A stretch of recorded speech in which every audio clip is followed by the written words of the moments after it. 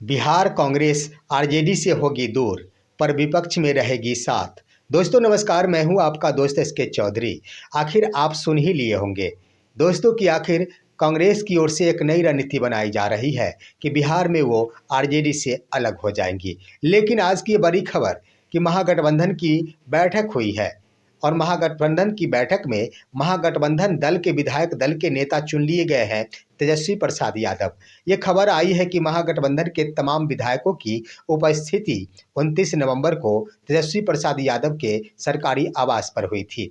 वहीं पर यह भी खबर आई कि कांग्रेस की ओर से भी कांग्रेस विधायकों की बैठक दिल्ली में आयोजित की गई थी। वहां भी कांग्रेस के विधायक दल का नेता चुन लिया गया है। लेकिन आइए दोस्तों, खबरें ये भी प्राप्त हो रही है कि अब नए सिरे से वर्ष 2029 का लोकसभा का चुनाव लड़ने के लिए बिहार में कांग्रेस आरजेडी से अलग होकर अपनी पार्टी को मजबूत बनाएगी और इसके तहत उन्होंने अलग ही जातीय समीकरण पर कार्य करने का निर्णय लिया है। आइए आज के इस वीडियो में हम चर्चा करते हैं कि आखिर इसके पीछे का रहस्य और हकीकत क्या है। क्या आरजेडी और कांग्रेस वास्तव में दूर होने वाले हैं और दूर होकर क्या आखिर आरजेडी और कांग्रेस की रणनीति होगी। लेकिन दोस्तों, इससे पहले अगर आपने अभी तक हमारे इस चैनल को सब्सक्राइब नहीं किए होंगे तो कृपया शौर्या हिंदी न्यूज़ को अभी सब्सक्राइब कर लेंगे।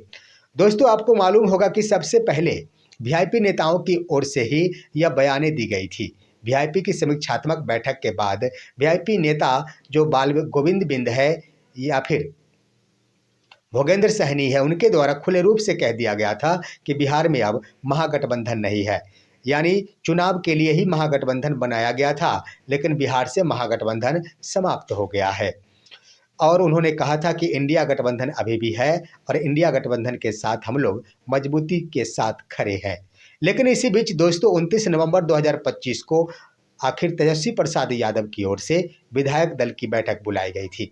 विधायक दल की बैठक के अंतर्गत जो खबर आ रही है कि तमाम घटक दलों के भी विधायक वहां उपस्थित हुए थे।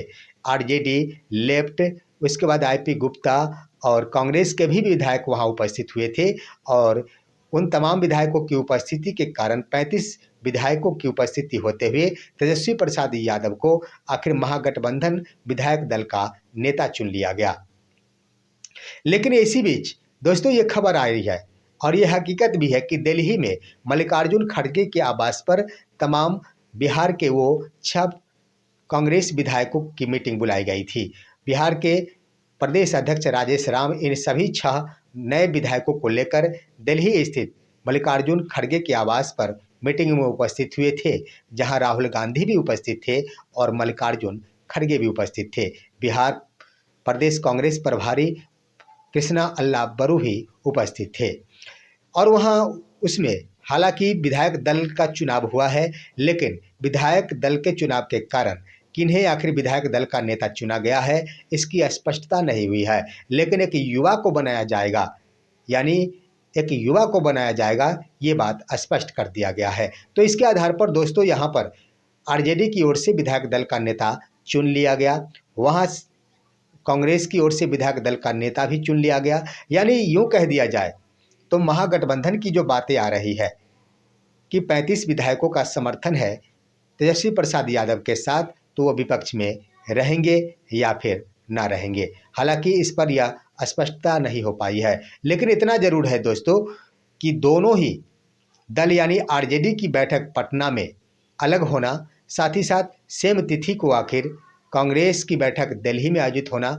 आखिर यह दर्शाता है कि आरजेडी कांग्रेस से अलग होने वाली है, या यूं कह दिया जाए कांग्रेस आरजेडी से अलग होने वाली है।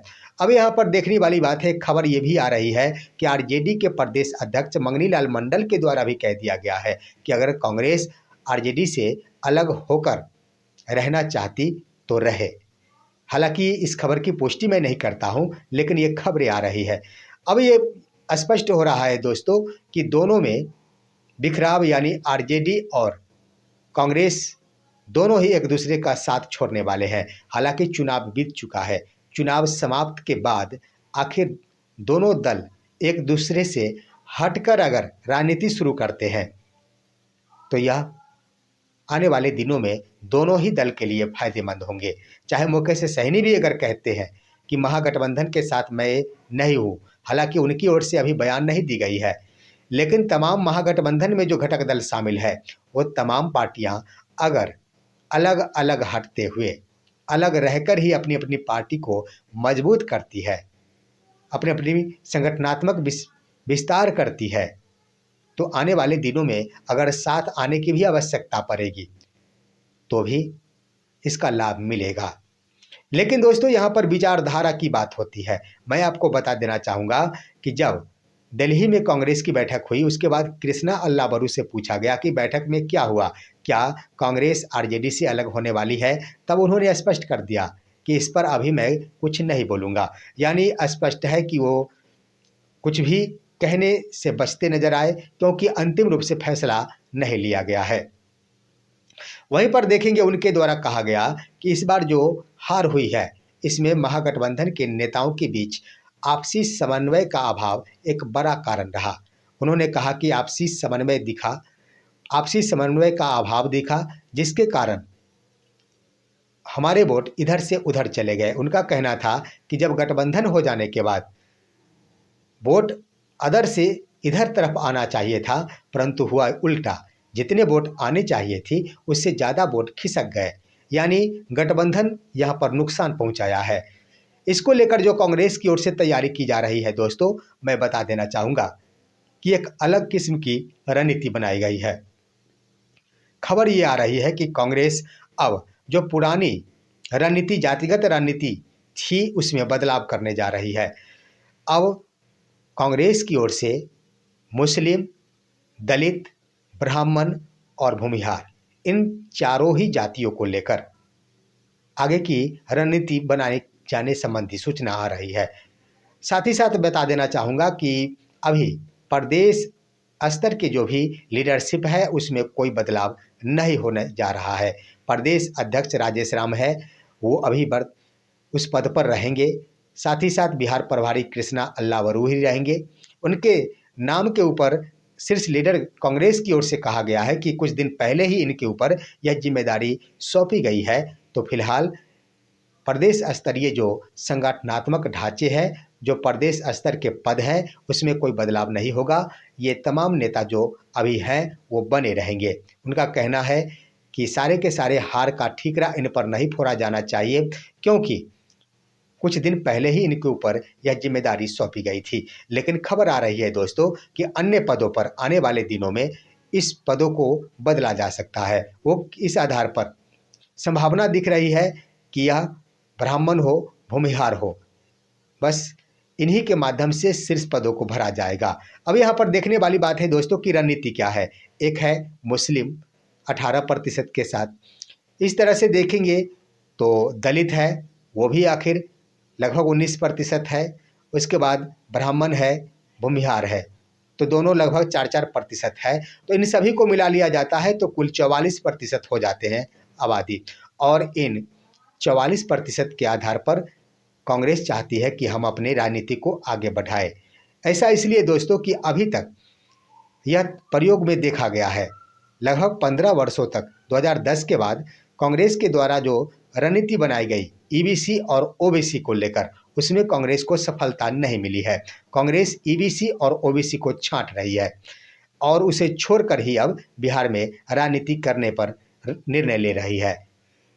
तो इसके आधार पर ये अगर रणनीति बन रही है तो संभावना ये बन सकती है कि कांग्रेस को सफलता मिलेगी, क्योंकि यहाँ आप देखेंगे तो ईबीसी और ओबीसी को लेकर जो रणनीति बनाई जा रही थी उसका नतीजा ये हो रहा था, परिणाम ये हो रहा था कि उनके घटक दल, जो गठबंधन में शामिल घटक दल थे, उनकी भी पकड़ उन्हीं समुदाय के ऊपर थी, जिसके कारण आपसी तनाव उत्पन्न हो जा रहा था।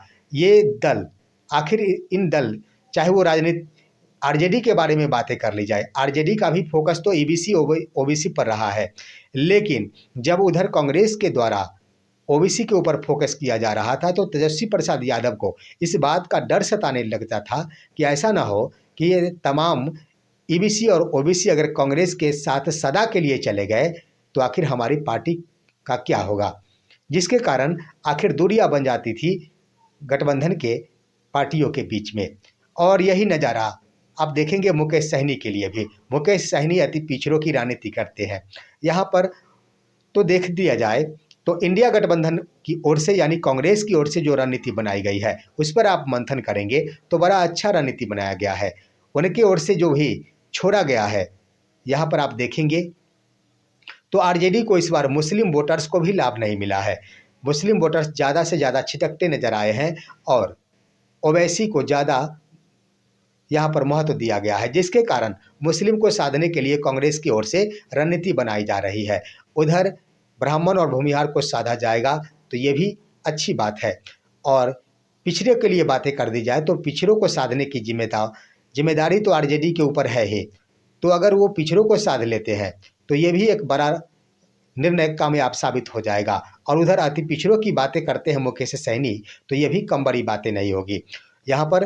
तो इस तरह से कह दिया जाए कांग्रेस के स्तर से वर्ष 2029 के चुनाव हेतु तमाम घटक दलों के लिए भी ऑप्शन छोड़ा जा रहा है। साथ ही साथ अलग होकर रणनीति बनाने की जो कोशिश की जा रही है वह कारगर साबित होगा और इससे फायदे होंगे। ये बाद में निर्णय लिए जा सकेंगे कि आखिर साथ मिलकर चुनाव लड़ना है या फिर अलग रहकर चुनाव लड़ना है। लेकिन यहाँ पर एक बात मैं कहना चाहूँगा, एक बात जरूर हो जाती है कि यहाँ पर अब नेता अगर साथ हो जाते हैं और आम जनता का मन नहीं मिलता है तो वोट इधर से उधर ट्रांसफ़र नहीं हो पाते हैं। ये भी नेताओं के लिए एक बड़ी मुश्किल खड़ी कर दी है। देखना है आगे क्या कुछ होता है। लेकिन आज की खबर यहीं तक। आप सभी हमारे इस वीडियो को लाइक कीजिए, नए दोस्तों के पास शेयर कीजिए और अब दीजिए अपने दोस्त को इजाज़त। हम फिर मिलेंगे आपसे अगले वीडियो में, तब तक के लिए नमस्कार।